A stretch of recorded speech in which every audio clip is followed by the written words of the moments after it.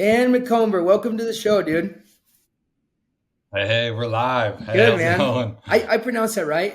It's McOmber. McOmber, McOmber. yeah, I'm you did sorry. great. No, Well, you did dude, great it's though. it's a pleasure to meet you in person. I feel like so you sent me that podcast that you were a guest on. It was the We Are the Day podcast, right? Yeah. And Yeah. dude, when you sent me that, it got me like so much more excited because I feel like Oh, so I was following you for a little bit and I was kind of like scrolling through your feed and you'd always pop up, on my feed because I see a lot of door to door stuff. But when you sent me that, mhm. it like I so much resonated with it because I feel like I'm in a very similar spot as you. I haven't done Yeah. door to door nearly as long. I come from like a sports background. I played football my whole life and only recently got into door to door about 2 years ago. And but same as you, like Nice. just itching to like do something myself. I've had multiple failed things, Mhm. and yeah, dude, it's just like it's Yeah, pretty man. cool. So I'm so glad you sent me that, and glad I got to listen to all your story. I mean, gotta embrace the failures. It's what helps us get to where we are now. So that's awesome. And honestly, I'm glad that you reached out too, because when you reached out, obviously went through your profile and everything, and I could tell that we're very much in a similar place where we're trying to be creative, we're trying to impact other people's lives, and more than just like a sales capacity. And so, yeah, super happy to be here, Awesome, man. brother. Well, just to start, so tell me about a little bit about like your, I guess, sales background. I know you done door to door for 9 years. Are you still knocking, or do you just what exactly do you do right now? Yeah, man, I still get out there and knock some doors. I run like a team, and so the majority we have like a setter Mm, closer model. So majority of the time I'm just in appointments, but it's kind of one of those things where I set minimums for mm, myself and doing like the hard things about this job. And so I feel like when guys get to a point where they're not really doing the hard things anymore, that's when I don't know, the leadership starts to kind of fail. So I make sure that I knock 10 doors a day. That's like my minimum standard.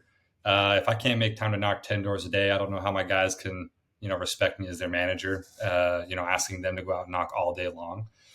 But no, I usually get out there. I knock at least 10 doors a day, get my reps in.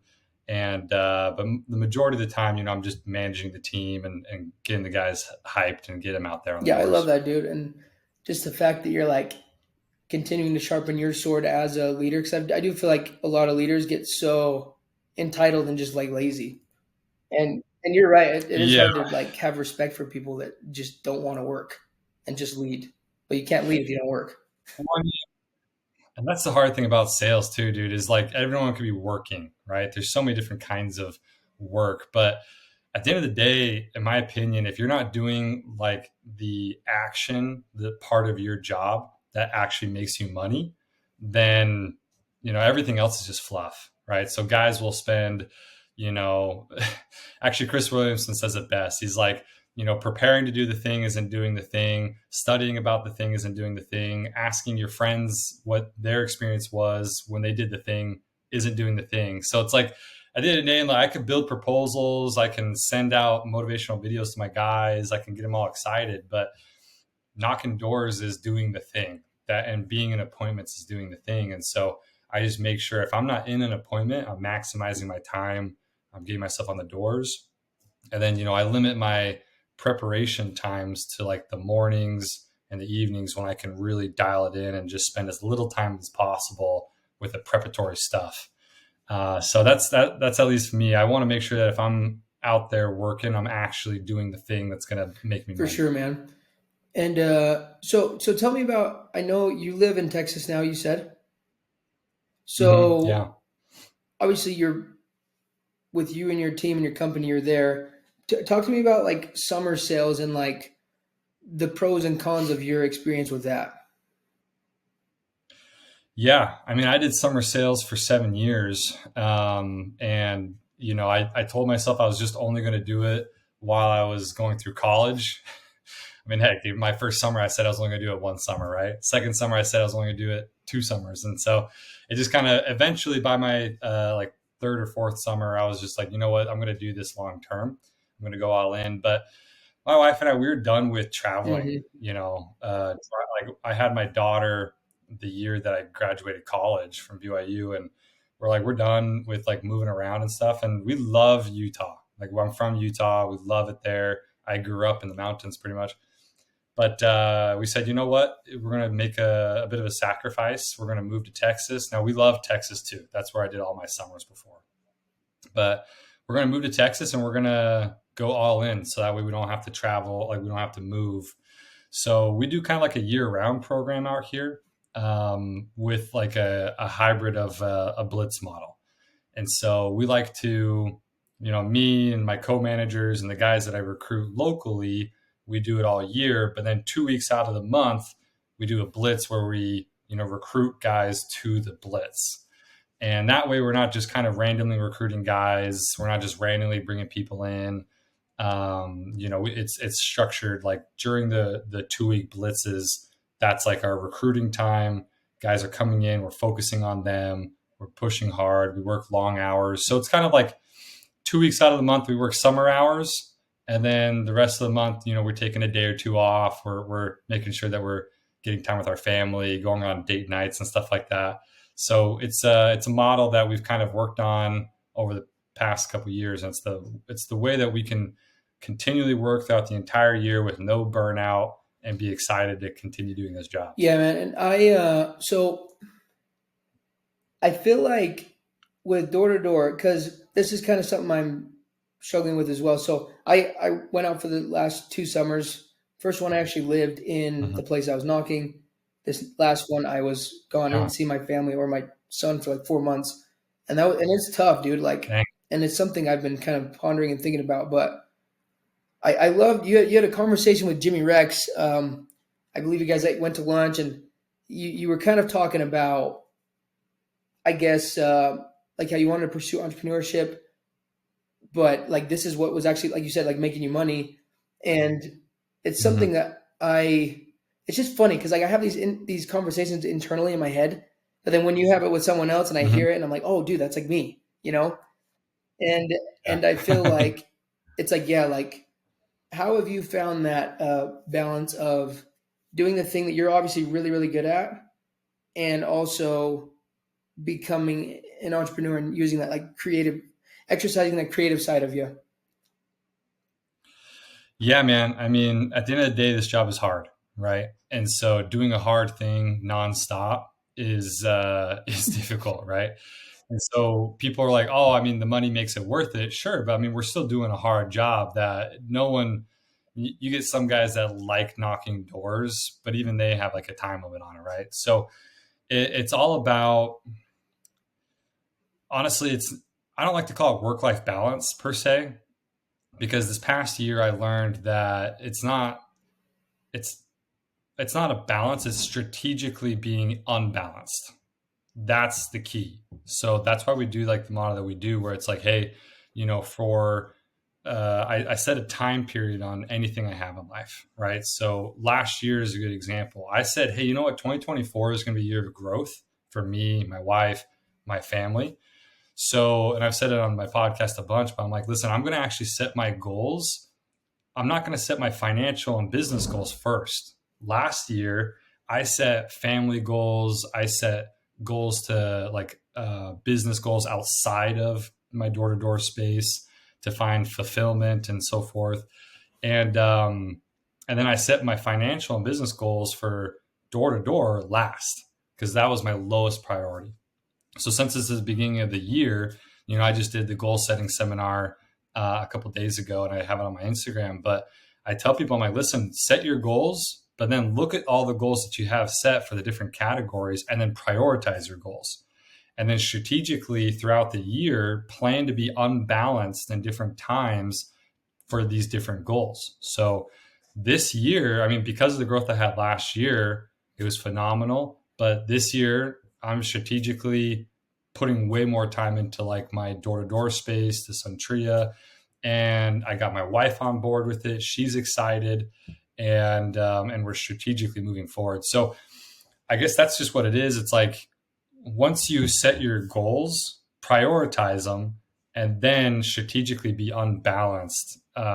and setting time towards them. Maybe you say, hey, you know what, the winter, the off season, right? Summer, we're going to be super unbalanced and we're going to just work super hard. And then when we get home in the fall, I'm going to be really unbalanced and spend just tons and tons of time with my family and my kids. That's the one thing I did like about door to door, the summer sales programs, was it was very strategically being unbalanced. I think that doing like 4 to 5 months being unbalanced is a really long time for a lot of people. So, for me, I'll do 2 weeks. Hey, I'm working as hard as I possibly can, but then the rest of the month, my focus is my family. So that's just kind of like an overall, I guess, lesson that I learned. Are you trying to learn a little more specifics, or is No, that that kind of was what that you're was looking honestly for? perfect. I feel like I this is something that like what you just pretty much just said. I had to learn because I feel like I had to learn it the hard way because I didn't understand that, like the whole work life balance or work life integration. Casey Baugh talks about that a lot, and it's like seasons of your life Mm-hmm. of like, okay, this is a grind season, like maybe this year or two or few 6 months, whatever, and then a season of growth, reflection, all that kind of stuff, recovery, and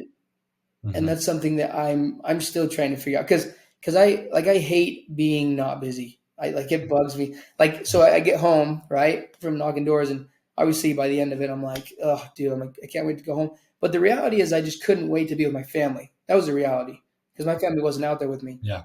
But then when I got home, I was like, Mm-hmm. oh, I was thinking that, oh, I just want to like rest from my labors, and I'm like itching to go do something, you know.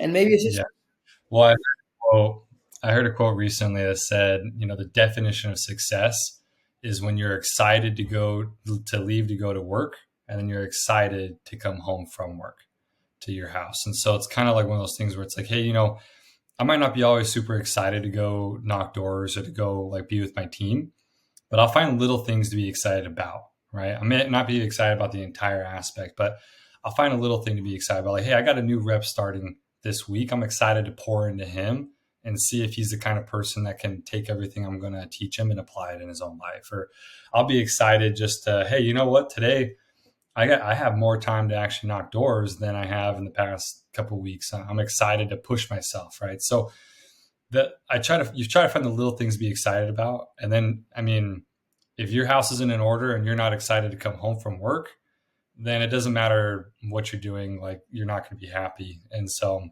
for me, it's like, and to kind of hit more on what you're thinking, what really helped me change my mindset too was, I was trying to put a time limit on when I'd be done going door to door, when I'd be done in the door to door space, right? Last year, I was like, am I going to be doing this for 3, 4, 5 more years? How long? And I was talking to a good friend of mine, Alan Swick. He was at Vivint for years and years, and he had a great region over there and exited. I was talking with him. He's like, well, Dan, let's say Suntria sells tomorrow and you cash out big. Are you going to stop grinding? I'm like, what do you mean? He's like, well, like, are you going to stop working hard? Are you going to stop grinding? Even if you're not doing door to door? I'm like, no, like, I guess I'm not. That's not my personality type. That's not yours either, man. I know it's not, amazing. So I realized, I was like, wait a second. If I'm going to keep grinding no matter what I'm doing, I just got to make sure that I'm finding the little things to be excited about where I currently am, and not stress about what I could be doing.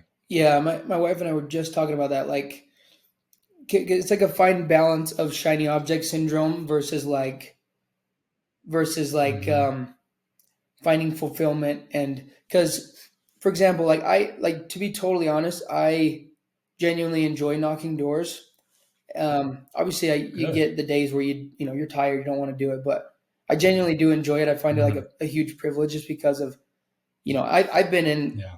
at a time where I had to drive DoorDash just to buy groceries, and so for Yeah. me it's like this is a privilege. I get to ride around on a Segway and have conversations with people and make money.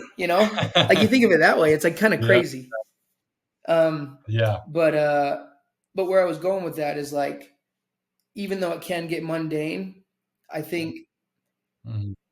for me, like even just doing this podcast or YouTube or social, it's like exercising that creative part of me that might lead to something else in the future.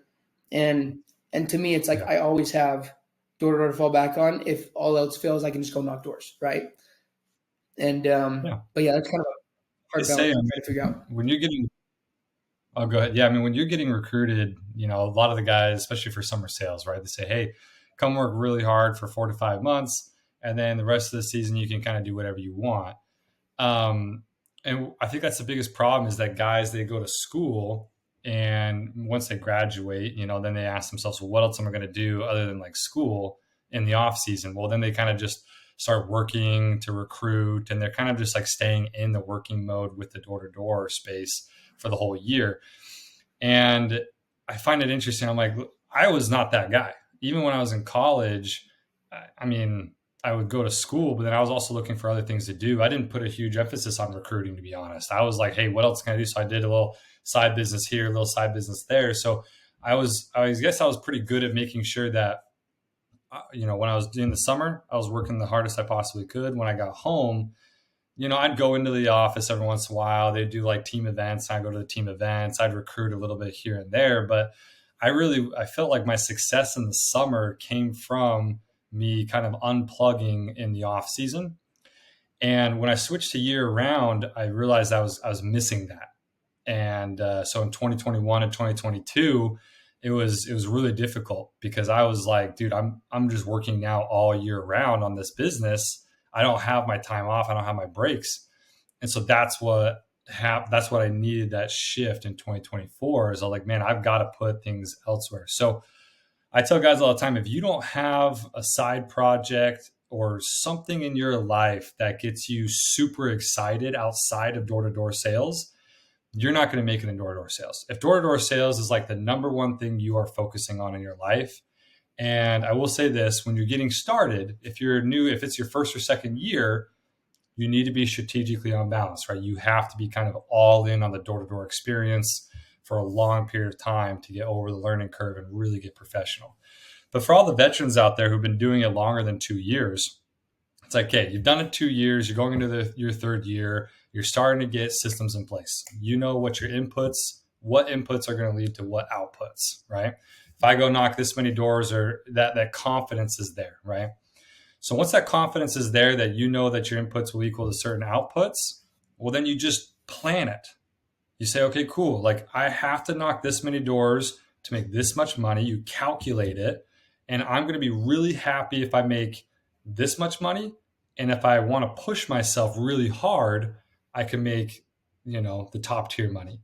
And then ask yourself, is it worth that extra effort to make that much money?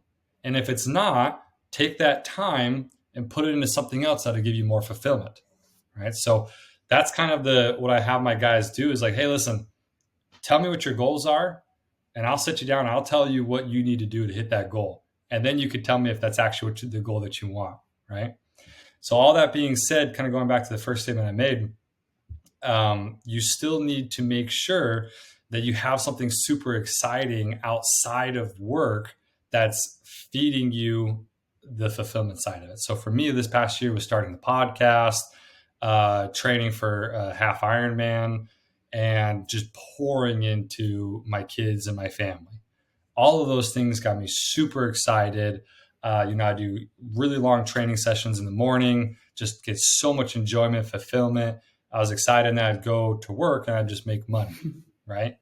And so the money was fueling the life that I had outside of this job. So those two ideas, it's like, hey, calculate how much time and work you need to put in to make the money that you're okay. Ask yourself, is it worth more time getting to the next level? And if it's not, put more time into the things outside of the job that are fulfilling, that are feeding you. I love that, man. That's awesome. And so, quick side note, when it comes to, because I heard you talk a little bit about like having that season of imbalance. To if you do want to make more money, just push and grind. But it's like, Mm-hmm. what have you found in terms of?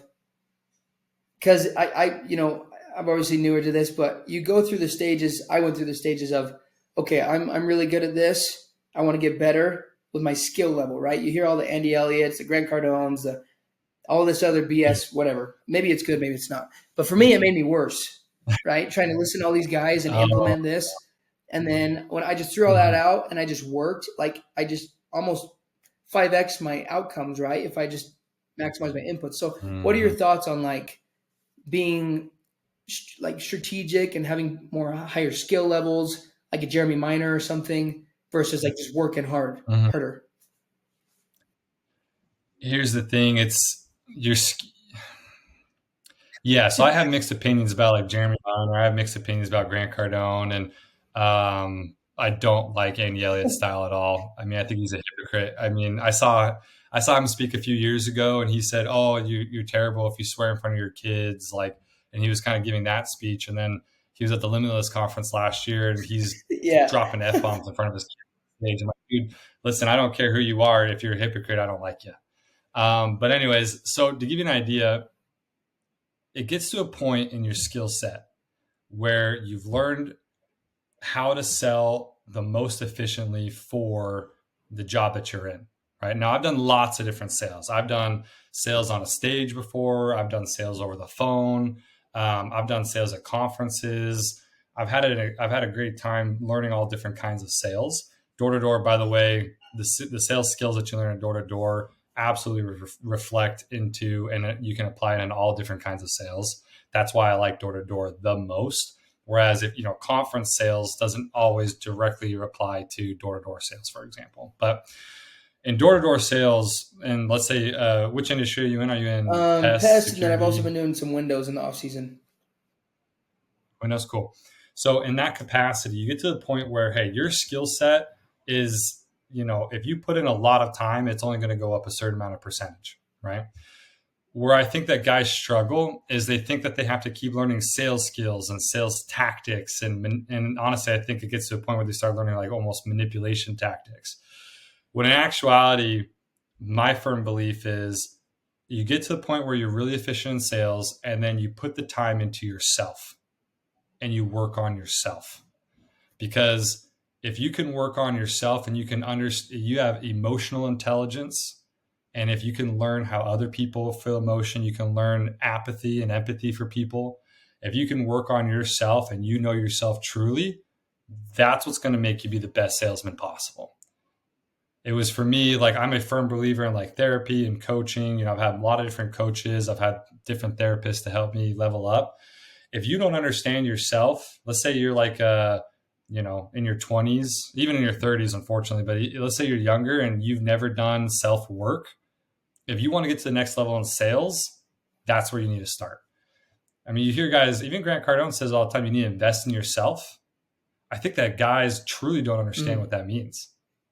They're like, well, how do I invest in myself? I could buy courses or whatever. Yeah, you could buy courses, but invest in yourself, meaning hire a coach, right? Find someone who is where you want to be, who's living the life you want to have, and pay them to train you. Now, it's a good idea if those people, I mean, make sure that you're not just going after the material things that they have and want.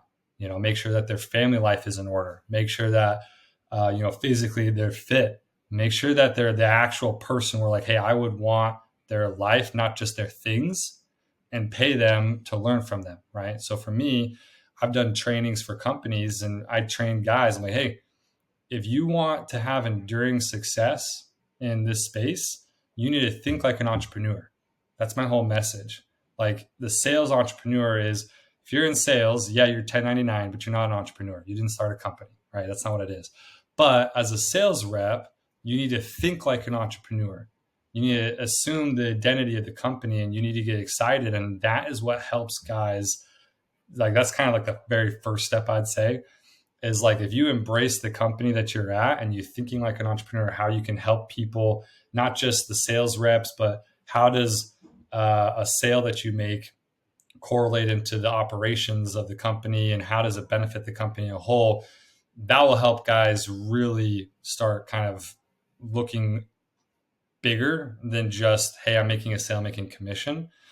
But yeah, honestly, I think before you even do any of that, you got to look inwards and you got to work on I yourself. love that. Yeah, I'm right now. I'm reading Seven Habits of Highly Effective People. Stephen Covey book, and it's funny that Yeah. I didn't even know that that was part of like curriculum growing up.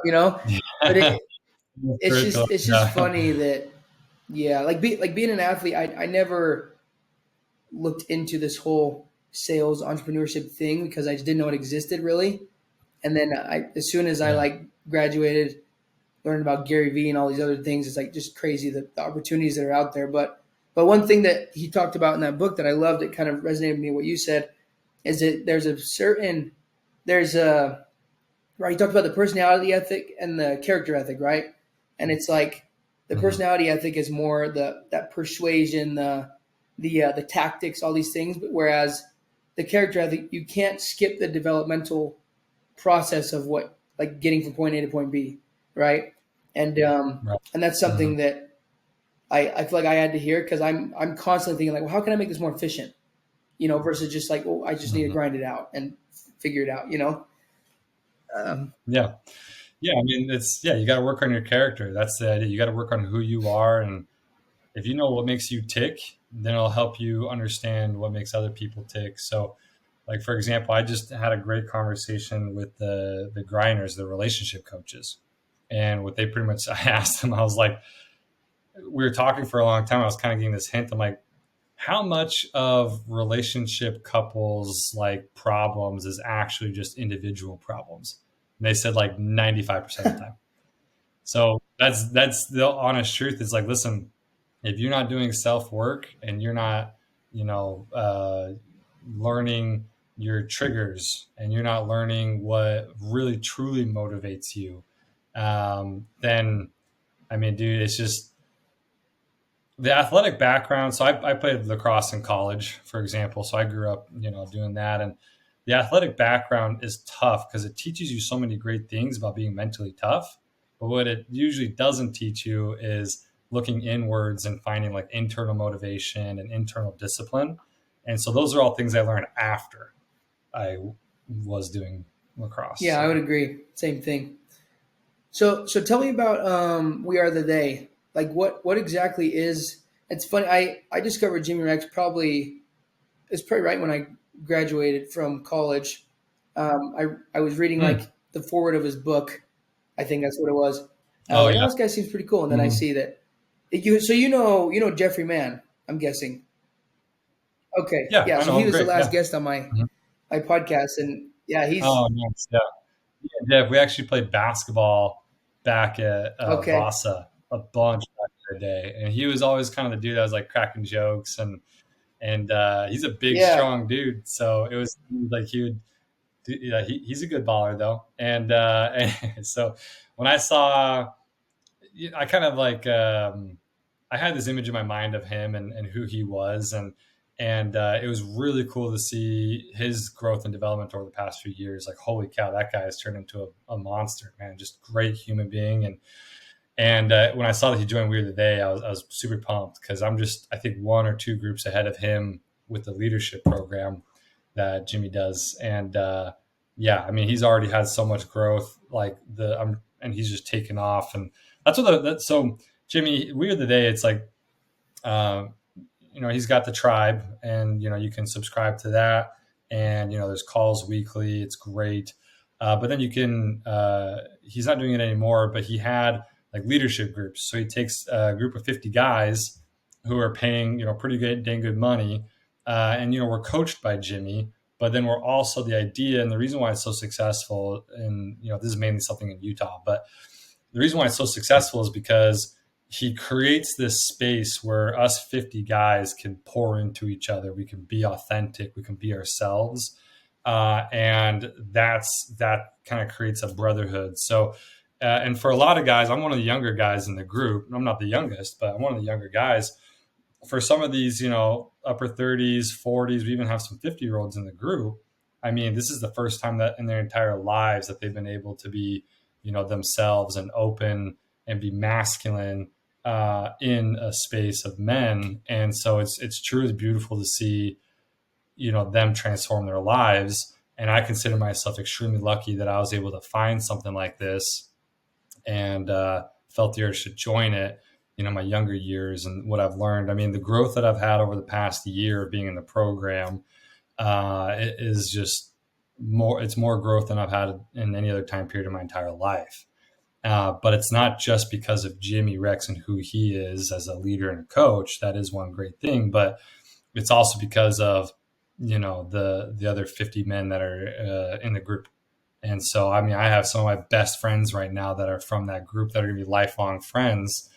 And it's just because, dude, I mean, being vulnerable is not an easy thing, especially not in today's world. And so, a lot of people pretend to be vulnerable on Instagram and on Yeah. social media. Uh, but dude, true vulnerability, it looks totally different and it's hard. What me and Jeff are doing is we're putting in work. Like 2024 was work.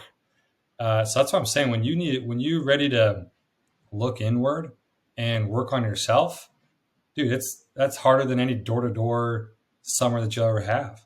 It's tough. Like the first thing that we do in the group is we look at our life and say, hey, where are we not in integrity with people in our life, like our spouses, our friends, our family, right?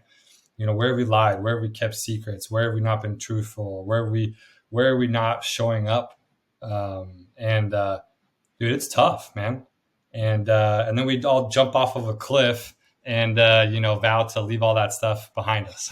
So you might see some of like the Instagram videos, but it's no, it's a beautiful thing. It is what you put into it, right? There's probably like 10 dudes that started the journey with us that have all kind of fallen off. And for the first year, Jimmy replaces those with people who want to be in the group. But now, after a year, it's locked in. We got the guys that we got, and if one of these guys were to like not show up, or if I were to not show up and play all out, they're gonna call me out. They're gonna say, "Dan, what are you doing, man? Like, we could tell you're not engaging. We could tell you're not putting in the work. What's going on?" And that accountability is huge. I mean, us as men in today, we need accountability. That is the most important thing. And that's why, we don't have a coach anymore, right? We don't have teammates anymore to help us be accountable. And, your spouse can kind of help you be accountable in some aspects of your life. But if you don't have friends that are holding you accountable, then you need to put in work because it's not easy, but you need to put in work to either transform your friend group into a group that's going to build each other and hold each other accountable, or you need to find new friends. Yeah, man.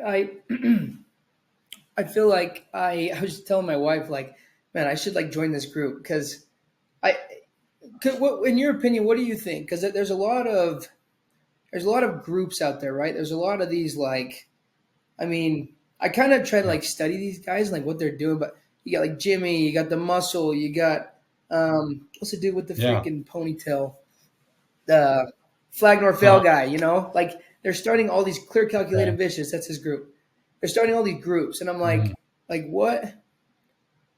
what is it that attracts people to like for you? Do you feel like it was more who Jimmy was as a person and his brand, or do you feel like it's the name? Like what is it that attracts people to them? And Yeah, you gotta resonate when you're looking for a mentor or group or something like that, right? And this will just kind of be overarching for everybody. You got to look at who the leader is, and like I said earlier, you gotta want their yeah, life, pretty much. Like you got to want their life, right? But then you also got to look at the fruits of their labor, right? You got to look at the people that are in their program. Are those the kind of people that you want to be, working with? So, I mean, a good example like Sean Whalen, he's got a group, and I heard about it, and it looked cool, and I like Sean. I think he's got a cool message, but at the same time, it just doesn't resonate with me fully, right? And that it's not for everybody. That's okay. But I also looked at the guys that are part of his group, and I was like, that's not exactly my type of masculinity. That's not that's just not my ball game. So, but I mean, Sean's come and spoken to us a few times, and I love his message. Right? I think he acts very different when he's speaking to our group than when he's speaking to his group because he understands it's very different. But so for me, like with Jimmy, yeah, I liked Jimmy a lot. Jimmy is not married, he doesn't have kids, so I couldn't relate with him on that aspect. But I've done a lot of real estate in my day. That's how we met. We were doing a real estate project together. Um, and I was like, you know what? This guy, what I really loved about him was that he was amazing at connecting with people. And I could tell just from the interactions I saw him, like they were really deep connections. Like these people cared about each other And in our space, in the door-to-door space, that is very hard to find. And it was lacking in my life. I was like, man, all of these relationships I have, not all, but a lot of them are superficial. I hated the idea of, only making relationships with people based on recruiting and how can you benefit me? And so that was what really attracted me to his program was I'm like, okay, something's going on here. I had never even heard of his tribe or anything like that. The only thing I had seen was there was two groups before me, and I had seen the guys that were in the group, and they're all good dudes. I liked what they were doing, and I could see that they had that group mentality, that team mentality. So I told Jimmy all the time, like I mainly joined Weird that they joined this program, not just for Jimmy as a coach, that was important, but it was the idea of the 50-man group and making real connection with people. And I even got up there, man. I told myself I was going to play all out. I got up there in front of everybody the first time we met in person. And I said, hey guys, I'll be honest. I am in the door-to-door industry, and there's quite a few dudes in there that are in it too. I'm like, I hate superficial relationships. I can't stand superficial small talk. If you guys, and little did I know that's like what the group was for, right? And I was like, hey, if you guys want to like have like a good relationship with me, I'm willing to put in the effort. And then literally like throughout the day, I was like, oh, that's like the point of this program is to have real relationships with these guys. So I was excited because it was at a time in my life where I was in the place I needed to be at the time of my life when I was most ready to accept it. So that's what it is. It's not for everybody. I mean, some people just, they need kind of more one-on-one. And so find yourself a coach that does more of like a one-on-one program. I mean, don't go out there and hire guys like Wes Watson, for example. Like, don't do that. That's not a good idea. His message is crap. The guys who follow him are not usually in a good space, to be honest. One of my good friends, at the same time I joined We're They, he joined Wes Watson's group, and he flew out to Miami. He was 5 minutes late, and Wes is like, I'm not going to coach you unless you give me $5,000 because you're 5 minutes late. And my buddy gave him an Oh extra my gosh. $5,000. And the trajectory of our lives, it's insane. I don't even know if I mean, he's a good guy. Like he's a good guy internally because I've known him for a while. But dude, like the actions he's taking and whatever, I'm like, bro, that's not it. Oh, So I'm so sorry. Here you just, go. Oh yeah, man. like just be careful who you emulate and who you're following, right? I mean, it's who you surround yourself with, Yeah. right? That's the whole idea. That's funny, man. That's a cool story. Um, so last couple questions. Tell me about like your goals for the next, I don't know, year or two with like your podcast and what you're trying to do entrepreneurially. Yeah, man. So thanks for asking. The reason why I set up the podcast was twofold, right? I say this all the time. It's like the model that I live by, but everything you do in your life has to have a selfish and a selfless reason. And if you can't see it, then you need to find it because it's in everything that we do. So when I was looking at creating a podcast, I was like, listen, I want to find a way to network with more awesome people, right? The main reason why people start podcasts. And I'm like, okay, cool. I love that idea. But I was also trying to think, I didn't want to start a company because where I am currently is going to give me the greatest return on my time. And so I'm like, okay, I'm at this solar company. I'm a part owner in that. What that vehicle is perfect for my financial goals. And so I was like, listen, I need a little more fulfillment in my life. And I didn't want to start a company per se. I looked into maybe starting a company, like a window company, actually is something I looked into last year. And I realized I'm like, listen, starting a personal brand right now is a necessity. It's not a want, it's a necessity. So I was like, let me do that. And it's a fun story. It's on some of my other episodes, but I was working with Jimmy and I was like, you know what? Like, I'm not necessarily an entrepreneur in this role because I don't have a company I'm working on right now, but I am in sales. Entrepreneurism is at the core of what I like to do, and it's the core of who I am. I'll just call myself the sales entrepreneur. And then I was like, let's start a podcast so that way I can meet really good people. But then I needed to think of a way that it was going to help other people, right? I mean, someone can listen to my podcast and get some benefit from it, but I'm like, what's like the overarching goal to answer your question? And it's like, listen, when I'm done with door-to-door sales, I want to be a venture capitalist. I'm going to be a venture capitalist. It's something that I took classes on at BYU. It's I have friends that are venture capitalists, and I love that space. I don't want to be the guy that necessarily creates the product out of thin air, but I want to be the guy that invests into his product and invests into his company and help him grow it and help him scale it. And so I said, you know what, if I can create a space of education where I'm helping sales guys, I'm helping entrepreneurs through education, through this podcast, through what I know. And I can create kind of a following from it. By the time I'm done with door-to-door sales and I'm ready to transition, hey, I've got the space, I've got the network, and I've got the people's ears who want to start businesses. It'll be a pretty smooth transition. I'll just kind of turn on my, hey, guys, I've got this fund or I've got this syndication, whatever it might end up being. If you have business ideas, bring them here and I'll see if, me and my network can benefit you greatly. And so that's kind of like the long-term goal. That's more of like a 3 to 5 year goal is when I exit from this company. I can help entrepreneurs by investing into their companies and helping them scale their I organizations. love that, man. Yeah, I feel like with me starting, it was almost I actually really enjoy like the media portion of it. I enjoy just creating awesome value for people and but Mhm. I was talking, I actually did a gym vlog with my buddies who's a videographer. He's just an independent videographer. He's really good. And I was asking him kind of like, well, he was asking me like, what do you want to do with this? And I'm like, I don't know. I'm like, I just do it because I enjoy doing it, you know? And but Yeah. like at the end of the day, so this year it was a big goal of mine, or sorry, last year, to host an event, and I did that. I Mhm. hosted an event for youth. It was like a youth football clinic. I had like NFL guy come out, one of Oh, my mentors, and some other great speakers, and that thing was like that lit me up. I was like, this is fun, you know. But I want to do nice. that for Yeah. like guys our age now, and I'm like, okay, Mhm. so maybe this podcast could lead into that, and so that's like my kind of long term thing is I want to create events around helping other, almost like yeah, helping other guys just like find more fulfillment, get in great shape, figure out like what makes them excited. Similar to you, very similar to you, but Yeah.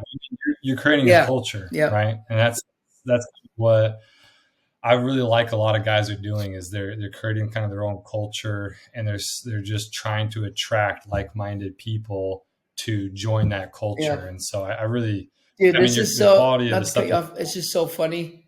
So I'm designing shirts Mhm. for the podcast, and it literally Yeah, says, so it's suffer on purpose, right? It says suffer cult. yeah, look at this. Suffer cult right So, there. I'm gonna put on the front of it.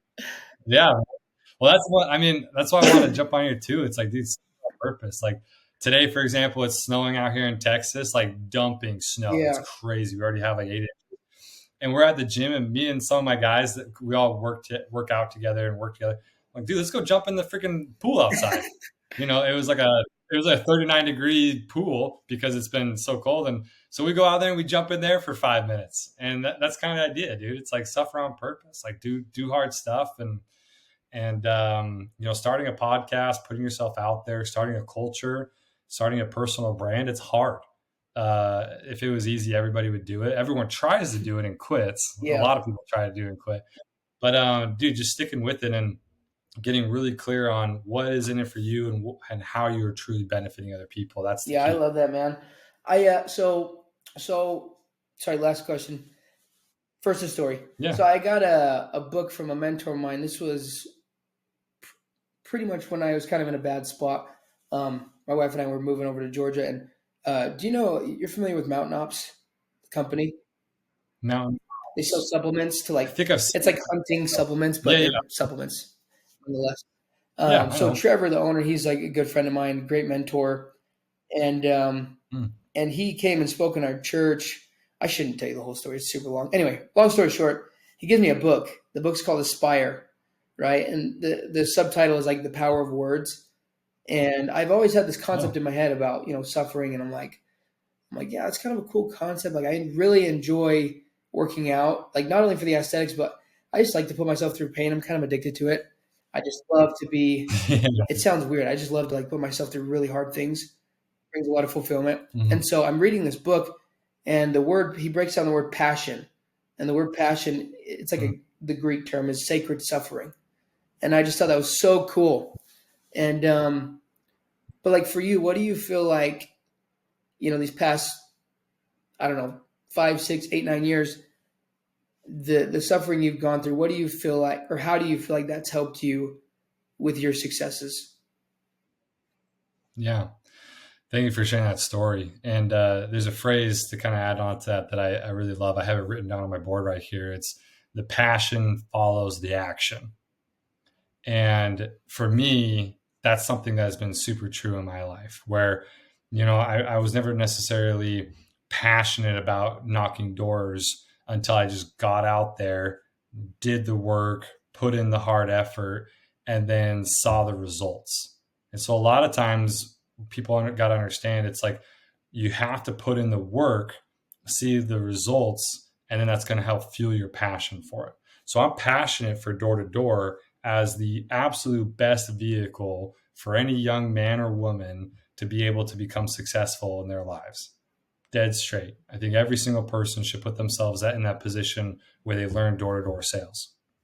Cold calling is also kind of in that realm as well, but door to door specifically because of the physical nature of being out there on the streets.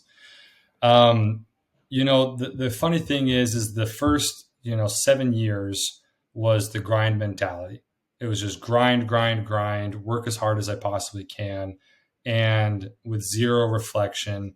And that was suffering. That was hard. The results were great, but I was actually suffering way more than I needed to because my marriage was suffering, my family was suffering, and it just wasn't it was suffering in the ways that don't necessarily build great men. And so what I tell people now is like the fact that we can choose our suffering is a blessing, right? So choose to do the work, the internal work, and suffer in that way, and that will make the rest of your life so much more fruitful, so much better. So if you can suffer on the doors, don't get me wrong, it is suffering most of the days, right? But doing the hard internal work, reflecting in yourself and, calling upon your demons and figuring out how to overcome those, that's the kind of suffering that's over the past 2 years that has made the most change in my life, that has made me into the man I am now, the father I am now, and the spouse I am now. So that's my message to a lot of people out there is, suffer on purpose, suffer in the things that make you money, sure, but don't let one, the suffering of door to door lead to massive suffering in your life. It's like, listen, if you just do the hard work, then you'll the benefits are just going to way outweigh the I suffering. love that, man. Thank you so much, and thanks for. I mean, just Yeah. that's. I just feel like that's immense value you've provided me, and hopefully the listeners. And I'm definitely going to go back and listen to this and write down some notes. But I I Yeah. seriously, I appreciate you taking time. I know you're super busy, but I yeah love to stay connected and do this again. Absolutely. Thank you for your message, man. I mean, we need more of these kinds of podcasts out there, more of this kind of message. Any podcast or forum that's promoting these kinds of conversations is an absolutely phenomenal thing, and our space needs so much more of it. So I really appreciate the opportunity to be on here Thank you, with you, man. man. It's great meeting you. Yeah, you too. Talk to you soon.